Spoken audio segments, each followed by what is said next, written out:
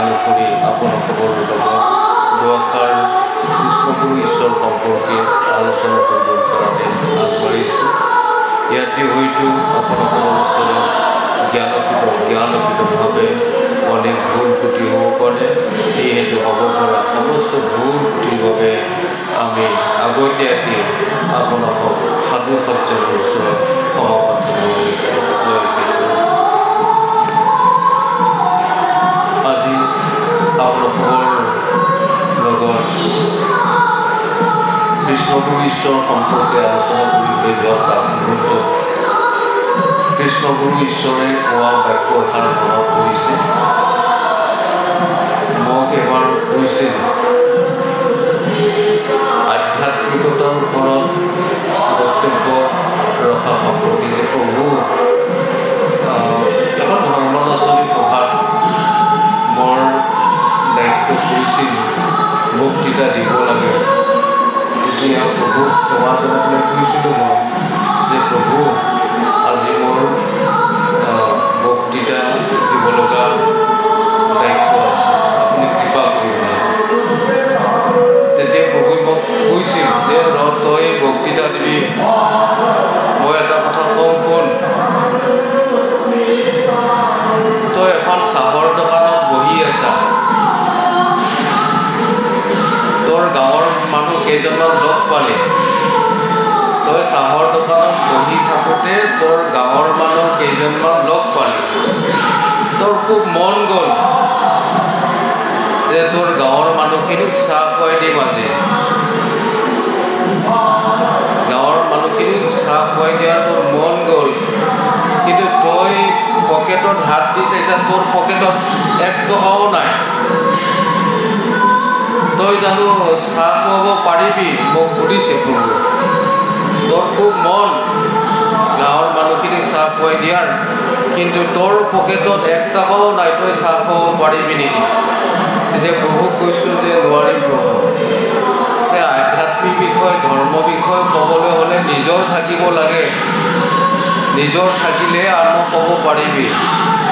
প্ৰভু তেনেকৈ কৈছে যে সেই কথাটো মোৰ মনত পৰিছে, মোৰতো একো নাই, এতিয়া আপোনালোকক আমি আজি কি ক'ম। তথাপি সময় অতিবাহিত কৰিবৰ কাৰণে দুআষাৰ আলোচনা কৰিম।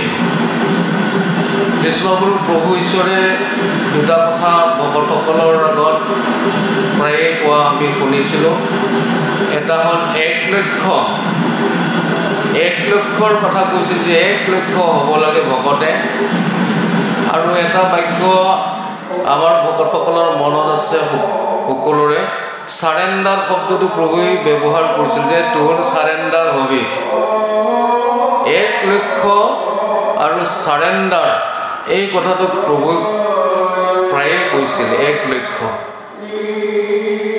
ঈশ্বৰৰ গুৰুৰ বাহিৰে আন কোনো নাই, গুৰুই আমাৰ লক্ষ্য।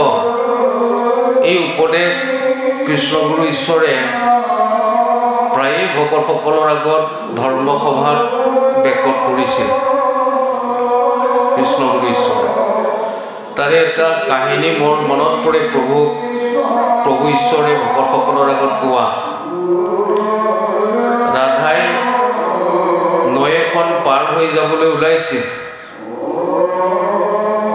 নৈৰ পাৰত গৈ পেলাই ৰাধাই নাৱৰীয়াক মাতিছে, হে নাৱৰীয়া, মোক এই নৈখন পাৰ কৰাই দিয়া। তেতিয়া নাৱৰীয়াজনে উত্তৰ দিছে যে তোমাক পাৰ কৰাব লগা হ'লে মোক 1 লক্ষ্য কৰি লাগিব। তেতিয়া ৰাধাই কৈছে যে এই নৈখন পাৰ কৰোঁতে মই 1 লক্ষ্য ক'ৰ পৰা দিম বা 1 লক্ষ্য কিয় লাগে? তেতিয়া নাৱৰীয়াই কৈছে যে 1 লক্ষৰ কমত মই তোমাক এই নৈখন পাৰ কৰাব নোৱাৰোঁ। এনেকৈ কথাৰ মাজতে ৰাধাই গম পালে যে এইজন কোনো নাৱৰীয়া নহয়, এইজন প্ৰভু ঈশ্বৰ কৃষ্ণ মোক চলনা কৰিছে। ৰাধাই ক'লে, হে প্ৰভু, আপোনাক মই চিনি পালোঁ, আপুনি কোনো নাৱৰীয়া নহয়, আপুনি ঈশ্বৰ, মোক আপুনি চলনা কৰিছে, মোক এই নৈখন পাৰ কৰাব লাগে। তেতিয়া কৃষ্ণই অগত্যা তেওঁক পাৰ কৰালে। পাৰ কৰাৰ পিছত ৰাধাই কৃষ্ণক সুধিছিল যে প্ৰভু আপুনি ৰাধাই কৈছিল তেতিয়া যে মই 3 কৰিহে দিব পাৰিম, 1 লক্ষ কৰি দিব নোৱাৰোঁ বুলি কৈছিলে। মই এইখিনি ক'বলৈ পাহৰি গৈছোঁ যে মই 3 কৰিহে দিব পাৰিম, 1 লক্ষ কৰি দিব নোৱাৰোঁ। এই নৈখন পাৰ হোৱাৰ পিছত ৰাধাই এই কথাটোকে পুনৰ কৃষ্ণক সুধিছিল যে প্ৰভু আপুনি যে 3 কৰিত পাৰ কৰাব নোৱাৰোঁ বুলি ক'লে, 1 লক্ষ কৰিতহে পাৰ কৰাব পাৰিম বুলি ক'লে, ইয়াৰ তাৎপৰ্যটো কি? তেতিয়া কৃষ্ণই ৰাধাক কৈছিল যে 3 কৰি মানে হ'ল পুত্ৰ, ভাৰ্যা, ধন। এই 3টাকেই 3 কৰি বুলি কোৱা হয়। যিসকল সংসাৰী লোক সেইসকলক ঈশ্বৰে কৃপা কৰি এই 3 কৰি সকলোকে দিয়ে। পুত্ৰ, ভাৰ্যা, ধন ঈশ্বৰহে কৃপা কৰি সংসাৰী লোকসকলক দিয়ে। গতিকে 3টা ঈশ্বৰ কোনোদিনেই সন্তুষ্ট নহয়। তুমি যি পুত্ৰৰ পিতৃ হ'লা সেয়েও ঈশ্বৰে দিয়া, যি ভাৰ্যাৰ তুমি স্বামী হ'লা সেয়েও ঈশ্বৰেহে দিয়া এই ভাৰ্যাজনী, আৰু যি ধনৰ তুমি মালিক হ'লা এই ধনখিনিও ঈশ্বৰেহে দিয়া। গতিকে ঈশ্বৰে দিয়া সম্পত্তিখিনি ঈশ্বৰক অৰ্পণ কৰিলে ঈশ্বৰ সন্তুষ্ট নহয় বুলি কৈছে।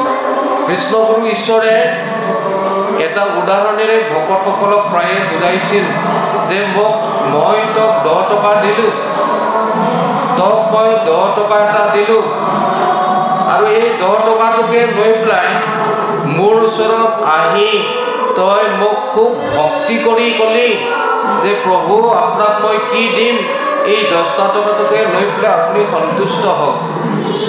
তেতিয়া প্ৰভুৱে কি কৈছে যে সেই 10 টকাটোতো তোৰ নহয়, মইহে দিয়া 10 টকাটো তই মোক ঘূৰাই দিলি, তাত মোৰ অসন্তুষ্ট হ'বলগীয়া কি আছে? গতিকে তদ্ৰূপ আমি ঈশ্বৰৰ পৰা লাভ কৰা পুত্ৰ, ভাৰ্যা, ধন সকলো অৰ্পণ কৰিলেও ঈশ্বৰে সন্তুষ্ট নহয় বুলি কৈছে। কি বুলি কৈছে? 1 লক্ষ কৰি, হে প্ৰভু তোমাৰ বাহিৰে আন কোনো নাই, তুমি হৰ্তা কৰ্তা বিধাতা, তুমি সমস্তৰে ৰক্ষাকৰ্তা, এইবুলি যেতিয়া ঈশ্বৰক অৰ্পণ কৰিব তেতিয়াহে ঈশ্বৰে ভকতক ভাল পায় বুলি কৈছে। গতিকে আমাৰ 1 লক্ষ হ'ব লাগে। প্ৰভুৱে এই কথাখিনি জ্ঞান আমাক দি থৈ গৈছে ভকতসকলক যে 1 লক্ষ মনোভাৱ ল'ব লাগে। কৃষ্ণগুৰু প্ৰভুৱে কি কৈছে? দ্বৈতবাদী ভাৱ ত্যাগ কৰি কৃষ্ণগুৰু নাম লোৱা, এই কথাটো কৈছে। ইয়াৰ ব্যাখ্যাত আগতে আমিও এনেকৈ কৈছিলোঁ যে অন্য দেৱ দেৱী সেৱা নকৰি কৃষ্ণক ভাবিব লাগে, সেইটো প্ৰভুৱে কোৱা নাই। প্ৰভুৱে কি কৈছে যে ঈশ্বৰ আৰু গুৰু দুজন নাই, গুৰুই ঈশ্বৰ, গুৰুকে ঈশ্বৰ বুলি ভাবিব লাগে, গুৰুই ঈশ্বৰ। গতিকে আমাৰ গুৰুজনাক আমি সদায় ঈশ্বৰ বুলি ভাবি তেৰাৰ বাক্য হৃদয়গত কৰি ভক্তি কৰি যাব লাগে। বৰ্তমান আমাৰ যিজনা গুৰু তেওঁৰ প্ৰতি আমাৰ এই ভক্তি ভাৱটো সকলোৰে থাকিব লাগে। প্ৰভুৱে আৰু এটা কথা ভকতসকলক প্ৰায়ে কৈছিল, যশোদাৰ কথা।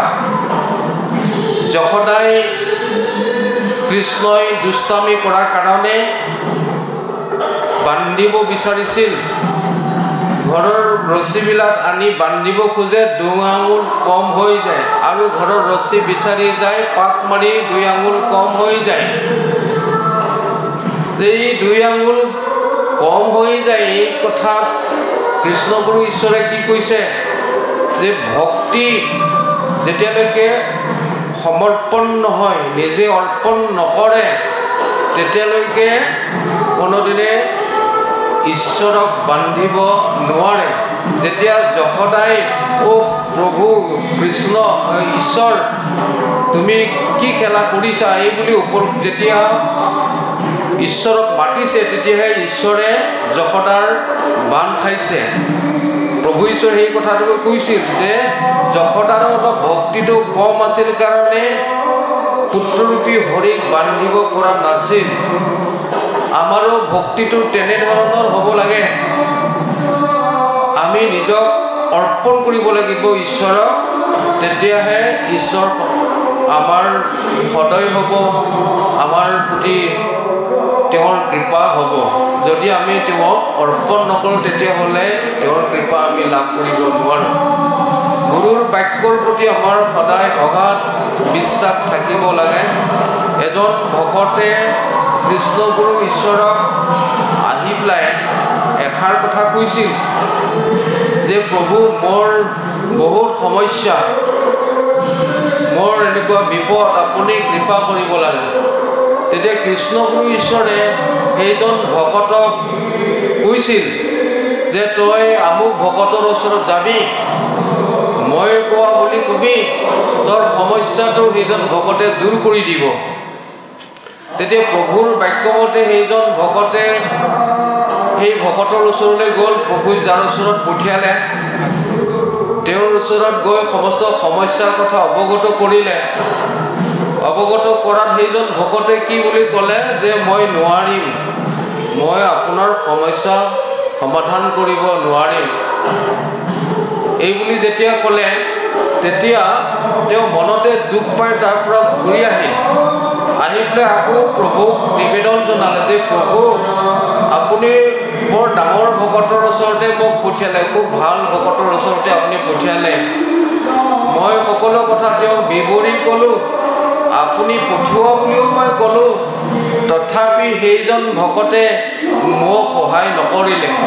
তেতিয়া প্ৰভু ঈশ্বৰে তেওঁ এটা কথা কৈছিল যে তই সেই ভকত ঘৰত যাওঁতে, সেই ভকতজনৰ ওচৰত যাওঁতে তই এটা বস্তু নিছিলি নে নাই লগত?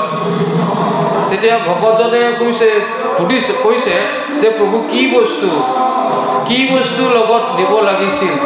প্ৰভু কৈছে তই নাম লৈ গৈছিলি না নাই? তেতিয়া ভকতজনে কৈছে যে মই প্ৰভু নাম লৈ গ'লোঁ নে নগ'লোঁ মোৰ মনত নাই। তে যা আজি তই নাম লৈ যাবি, নাম লৈ গ'লে তোৰ কাম সমাধা হ'ব। এই বুলি যেতিয়া ক'লে তেতিয়া ভকতজনে প্ৰভুৰ বাক্যমতে খুব নাম লৈ বাটে বাটে নাম লৈ গ'ল। গৈ তেওঁৰ গৃহতে গৈ পেলাই জয় কৃষ্ণগুৰু বুলি প্ৰভুৰ ধ্বনি কৰিছে। লগে লগে ভকতজনে উধাটো খাই ওলাই আহি তেওঁক প্ৰণাম জনাইছে। খুব আগতকৈ খুব মানে আদৰ সন্মান আদৰি নি বহিবলৈ দিছে। আকৌ আহিল যে আপুনি প্ৰভু আহক বহক, কিয় আহিল? তেতিয়া সেই একেই সমস্যাৰ কথাকে তেওঁ অৱগত কৰিলে যে মোৰ এনেকুৱা সমস্যা, প্ৰভুৱে আকৌ পঠিয়াইছে, সেইকাৰণে মই মানে আপোনাৰ ওচৰলৈকে আহিলোঁ। তেতিয়া সেইজন ভকতে লগে লগে কি বুলি ক'লে যে হ'ব প্ৰভু আপুনি চিন্তা কৰিব নালাগে, আপোনাৰ গোটেই মানে সমস্যা সমাধান মই কৰি দিম, মই যিমানখিনি পাৰোঁ গোটেইখিনি সমস্যা সমাধান কৰাৰ কাৰণে মই চেষ্টা কৰিম। তাকে চাওক, নাম লৈ নোযোৱাৰ কাৰণে তেওঁ যাৰ ওচৰত প্ৰভুৱে পঠিয়াইছিল সেইজন ব্যক্তিৰ পৰা একো সঁহাৰি নাপালে। আৰু যেতিয়া নাম লৈ গ'ল সেই একেজন ব্যক্তিয়ে তেওঁ ইমান আগ্ৰহেৰে সহায় কৰিবৰ কাৰণে আগবাঢ়ি আহিল। নাম কিমান ডাঙৰ বস্তু, প্ৰভুৰ বাক্য কিমান ডাঙৰ, এই কথাবিলাক আমি উপলব্ধি কৰিব লাগে। যেতিয়া ভগৱান কৃষ্ণই বৃন্দাবনত গৰু চৰাই আছিল, তেওঁৰ মানে অলপ মানে ভোক লাগিল ঈশ্বৰৰ। তেতিয়া গোপসকলক ক'লে যে মোৰ বৰ ভোক লাগিল, তাত ব্ৰাহ্মণসকলে যজ্ঞ কৰি আছে, কিবা খোৱা বস্তু আছে নেকি, ফল চল কিবা আছে নেকি, তোমালোকে অলপ খুজি অনাগৈ। এই বুলি কোৱা গোপসকলে গৈ ব্ৰাহ্মণসকলৰ ওচৰত গৈ ক'লে যে প্ৰভু কৃষ্ণ আহি তাত গৰু চৰাই আছে, গতিকে তেওঁৰ মানে খুব প্ৰভুক লাগিছে আপোনালোকে কিবা এটা ফল দি প্ৰভুৰ ভোগ নিবাৰণ কৰিব লাগে। তেতিয়া ব্ৰাহ্মণসকলে ক'লে যে আমি কোন কৃষ্ণ সেইজন, তেওঁক কিয় আমি ফল দিম, আমি এইবিলাক তেওঁক ফল চল একো দিব নোৱাৰোঁ। তেতিয়া তাৰ পৰা বিমুখ হৈ আহি গোপসকলে পুনৰ কৃষ্ণক ক'লে যে প্ৰভু ব্ৰাহ্মণসকলে নিদিয়ে। তেতিয়া প্ৰভুৱে ক'লে তেনেহ'লে তোমালোকে এটা কাম কৰা, এই ব্ৰাহ্মণ পত্নীসকলৰ ওচৰলৈ যোৱা, ব্ৰাহ্মণ পত্নীসকলক মই আহিছোঁ বুলি কোৱা আৰু মই বিচাৰিছোঁ বুলি ক'বা। এই বুলি কোৱাত গোপসকলে আহি ব্ৰাহ্মণ পত্নীসকলক ক'লে যে আইসকল, বৃন্দাবনত প্ৰভু গৰু চৰাই আছে, বহুত ভকত আছে, প্ৰভুৱে কিবা এটা খোৱা বস্তু বিচাৰিছে। তেতিয়া মানে আইসকলে প্ৰভু তাত ভকত আছে বুলি শুনি মানে সকলো যাৰ ঘৰত যি বস্তু আছে সেইটো লৈ তেওঁলোকে পিঠা চিঠা বনাই লাড়ু চাড়ু লৈ প্ৰভুক দিবৰ কাৰণে ওলাই আহিছে। যেতিয়া তেওঁলোকৰ স্বামীসকলে তেওঁলোকৰ পিতৃ কোনোবা ভাতৃ তেওঁলোকক হকা বাধা কৰিছে, তোমালোকে ক'ত যাবা? তেওঁলোকে কৈছে যে প্ৰভু তাত গৰু চৰাই আছে, বৰ ভকত আছে, প্ৰভুৱে কিবা খোৱা বস্তু বিচাৰিছে, সেইকাৰণে আমি দিবলৈ যাম। তেতিয়া তেওঁলোকৰ অভিভাৱকসকলে কৈছে যাব নোৱাৰা, তোমালোকক আমি যাব নিদিওঁ। তেতিয়া গোপিনীসকলে তেওঁলোকৰ হকা বাধা নুশুনি প্ৰভুৰ ওচৰলৈ মানে গুচি আহিল। প্ৰভুক আহি পেলাই তেওঁলোকে অনা বস্তুবিলাক দিলে, খুব আগ্ৰহেৰে খুব হেঁপাহেৰে প্ৰভুৱে খালে। তাৰপিছত ব্ৰাহ্মণ পত্নীসকলে কি বুলি কৈছে যে প্ৰভু আমি আৰু আপোনাৰ ওচৰৰ পৰা ঘৰলৈ নাযাওঁ, আপোনাৰ লগতে ইয়াত থাকিম। তেতিয়া প্ৰভুৱে কৈছে কিয় নোযোৱা তোমালোকে ঘৰত? যে আমি গ'লে আমাৰ ঘৰৰ স্বামীসকলে, আমাৰ পিতৃ, আমাৰ ভাতৃ তেওঁলোকে আমাক মাৰিব, আমি ঘৰলৈ উভতি নাযাওঁ। কিয়? বোলে তেওঁলোকে আমাক আপোনাৰ ওচৰলৈ আহিবলৈ মানা কৰিছিল, আমি জোৰ কৰি আহিছোঁ। তেতিয়া প্ৰভুৱে কি বুলি কৈছিল যে তোমালোকে একো ভয় কৰিব নালাগে, মোৰ নাম লৈ লৈ যোৱা, মোৰ নাম লৈ লৈ গ'লে তোমালোকৰ ঘৰৰ মানুহে তোমালোকক একো কৰিব নোৱাৰে বা একো নকৰে। এইবুলি কোৱাত ব্ৰাহ্মণ পত্নীসকলে প্ৰভুৰ বাক্যমতে যেতিয়া নাম লৈ লৈ লৈ ঘৰলৈ আহিল, ঘৰত আহি পোৱাৰ পিছত তেওঁলোকৰ স্বামী, তেওঁলোকৰ পিতৃ, তেওঁলোকৰ ভাতৃসকলে তেওঁলোকক হাঁহি মাৰিহে সুধিছে, খুব মৰমেৰেহে সুধিলে যে তোমালোকৰে ভাল হ'ল, প্ৰভুক দেখা পাই আহিলা, প্ৰভুৰ লগতনো কোন কোন আহিছিল, আৰু তোমালোকে নিয়া বস্তুবিলাক প্ৰভুৱে খালেনে? খাই পেলাই প্ৰভুৱে কি বুলি ক'লে? এই খবৰবিলাক ওলোটাই খুব আগ্ৰহেৰে আৰু শ্ৰদ্ধাৰেহে জানিব বিচাৰিলে। গতিকে প্ৰভু সেৱা কৰিবলৈ আহোঁতে আমি এই কথাবিলাক প্ৰায় অনুষ্ঠানবিলাকত কওঁ, আমাৰ ভকতসকলে অনুষ্ঠানত আহিবলৈ তেনেকুৱা সমস্যাৰ সন্মুখীন হয়। কেতিয়াবা আয়ক প্ৰভুৱে বাধা দিয়ে অনুষ্ঠানত আহিবলৈ ওলাওঁতে, আকৌ কেতিয়াবা প্ৰভুৱে অনুষ্ঠানত আহিব ওলাওঁতে আয়ে বাধা দিয়ে, বা কেতিয়াবা অনুষ্ঠানত আহিব ওলাওঁতে তেওঁলোকৰ ঘৰৰ ল'ৰাটোৰে অসুখ বা কিবা এটা অসুবিধা, এই অসুবিধাটো শ্ৰেষ্ঠতা দি, ল'ৰাৰ অসুখটো শ্ৰেষ্ঠতা দি, তেওঁলোকৰ ঘৰৰ কাজিয়াটো শ্ৰেষ্ঠতা দি যদি তেওঁ অনুষ্ঠানলৈ নাহে, তেতিয়াহ'লে দিনটো তেওঁলোকৰ কাজিয়া লাগিয়ে থাকিব। কাজিয়াক শ্ৰেষ্ঠতা দি যদি অনুষ্ঠানলৈ নাহে, তেতিয়াহ'লে কাজিয়া নাভাঙিব। যদি ভাবে যে তুমি যি কোৱা কৈ থাকা, মই অনুষ্ঠানত যাম, প্ৰভুৰ কামত যাম, ঘূৰি গৈ দেখিব আয়ে ভালকৈ মাত দিছে, বা আই যদি তেনেকুৱা মনোভাৱেৰে আহিছে, প্ৰভুৱেও তেওঁৰ প্ৰতি খং একো নাই। ল'ৰাৰ অসুখ হৈ আছে, হ'ব প্ৰভুকে অৰ্পণ কৰি আহিছোঁ, প্ৰভুৱে যি কৰে, ঘৰত গৈ দেখিব ল'ৰা নিজে নিজে ভাল হৈ আছে প্ৰভুৰ কৃপাত। এইবিলাক প্ৰভুৰ কৃপা আৰু প্ৰভুৰ প্ৰতি যিয়ে কৰ্ম কৰিবৰ কাৰণে আগবাঢ়ি আহে প্ৰভুৱে তেওঁৰ গোটেইখিনি দায়িত্ব অৰ্পণ কৰে। আমি এই কথাখিনি চৰ্চা কৰি আছোঁ যে প্ৰভুৰ কাৰণে এখোজ কাম কৰিম বুলি আগবাঢ়ি আহিলে প্ৰভুই 10 খোজ আগবাঢ়ি গৈ পেলাই তেওঁক আগুৱাই লৈ আহে, তেওঁৰ কৰ্ম কৰিবৰ কাৰণে আগ্ৰহী কৰে বা ক্ষমতা দিয়ে।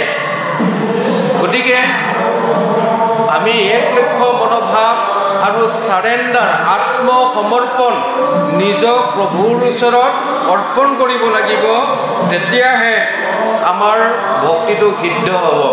গতিকে যদি আমি এক লক্ষ্য মনোভাৱ নলওঁ, যদি আমাৰ মনত দ্বৈতবাদী ভাৱ থাকে,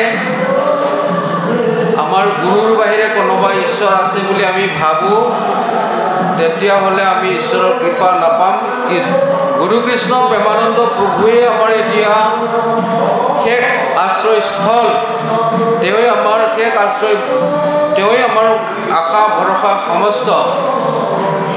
তেওঁতেই আমি চাৰেণ্ডাৰ কৰিব লাগে গুৰু কৃষ্ণ প্ৰেমানন্দ প্ৰভুৰ ওচৰতে। আৰু এই শিক্ষাটো আমাক কৃষ্ণগুৰু ঈশ্বৰে দি থৈ গৈছে। এই শিক্ষা আমাক কোনো শাস্ত্ৰ পুথিয়ে দিয়া নাই। অৱতাৰী মহাপুৰুষ কৃষ্ণগুৰু ঈশ্বৰে এই শিক্ষাটো দি থৈ গৈছে। তেৰাৰ বাক্যৰ যিজনা গুৰু, সেইজনক আমি তেওঁৰ চৰণত এক লক্ষ্য মনোভাৱ আৰু চাৰেণ্ডাৰ এই চিন্তাধাৰাৰে সেৱা ভক্তি কৰিলে আমি উপকৃত হ'ব পাৰিম। এইখিনিকে আমি দুআষাৰ আপোনালোকৰ লগত আলোচনা কৰিলোঁ। ইয়াতেই আমাৰ নিশ্চয় বহুখিনি ভুল ত্ৰুটি হৈ গৈছে। কথাখিনি বেকত কৰিবলৈ যাওঁতে পুনৰবাৰ আপোনালোকৰ ওচৰৰ ক্ষমা প্ৰাৰ্থনা মাগি ইমানতে আমাৰ সমূহ ভাষণ সামৰণি মাৰিছোঁ। জয় কৃষ্ণ।